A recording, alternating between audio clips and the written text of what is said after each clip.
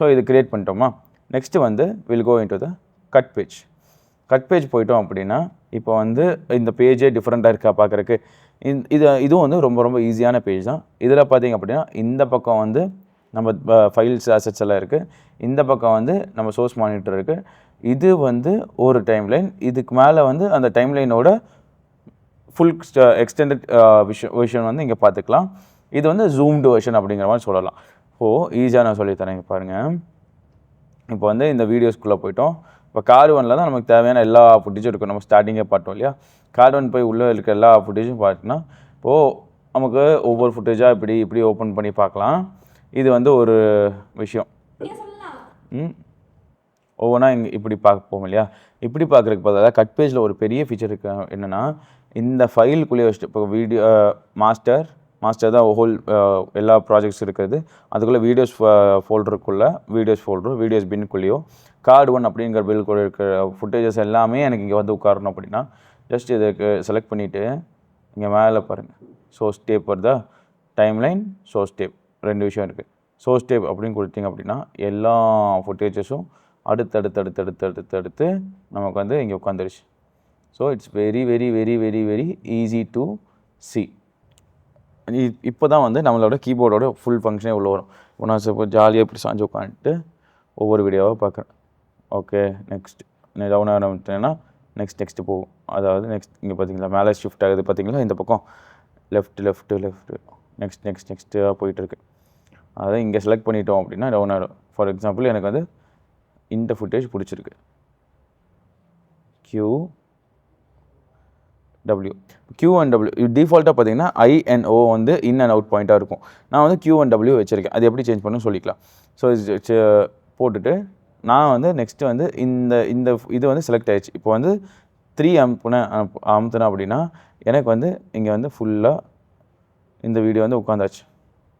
அதாவது என்னோடய rough cut டைம்லைனுக்குள்ளே இந்த வீடியோ வந்து உட்காந்துருச்சு.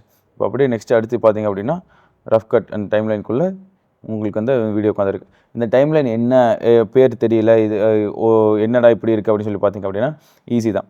இந்த இது இருக்குது இல்லைங்களா, இந்த டாப் லெஃப்ட்டில் பார்த்திங்க அப்படின்னா டைம்லைன் வியூ ஆப்ஷன்ஸ் இருக்குது. டைம்லைன் வியூ ஆப்ஷன்ஸ் கொடுத்துட்டு இந்த இது எனேபிள் பண்ணிட்டீங்க அப்படின்னா உங்களுக்கு இது என்ன டைம்லைன் அப்படின்னு தெரியும். நெக்ஸ்ட்டு எவ்வளோ டைம்லைன் கிரியேட் பண்ணிடணும் அது எப்படியே இங்கேயே வந்துடும். So that's an easy vision. இப்போ வந்து ரஃப் கட் மறுபடியும் கட் பேஜுக்குள்ளே வந்துட்டேன். கட் பேஜுக்குள்ளே பார்த்திங்க அப்படின்னா ஃபுல்லாக இந்த கிளிப் வந்துடுச்சு. மறுபடியும் இந்த சோர்ஸ் டேப் அமைக்கிறேன். இப்போ வந்து இங்கே டைம்லைன் கிளிக் பண்ணிட்டேன் அப்படின்னா இந்த டைம்லைன் ஆப்ஷன் எனேபிள் ஆயிரும். இங்கே சோர்ஸ் டேப் கொடுத்தேன் அப்படின்னா மறுபடியும் இந்த கிளிப்லேருந்து நெக்ஸ்ட்டு என்னென்ன கிளிப் இருக்கோ அது வந்துடும். ஸோ நான் நெக்ஸ்ட்டு கிளிப் கொடுக்குறேன். நெக்ஸ்ட்டு இந்த கிளிப் எனக்கு பிடிச்சிருக்கு. ஓகே, இந்த கிளிப் ஸ்ப்ரே பண்ணுற மாதிரி இருக்குல்லையா, இந்த கிளிப் பிடிச்சிருக்கு. ஓகே கொடுத்து 3 கொடுத்துக்கிறேன். இப்போ நெக்ஸ்ட் வந்து இந்த ஹேர் இருக்கிற கிளிப் வந்து 2 இருக்குது. ஸோ இது வந்து ஒரு பிரைட் ரெடி ஆகிற ஒரு கிளிப்பு. ஸோ இந்த கிளிப்பு வந்து ஒரு எஸ்டாப்ளிஷ்மெண்ட் ஷாட்டுக்கு நல்லாயிருக்கு. ஓகே,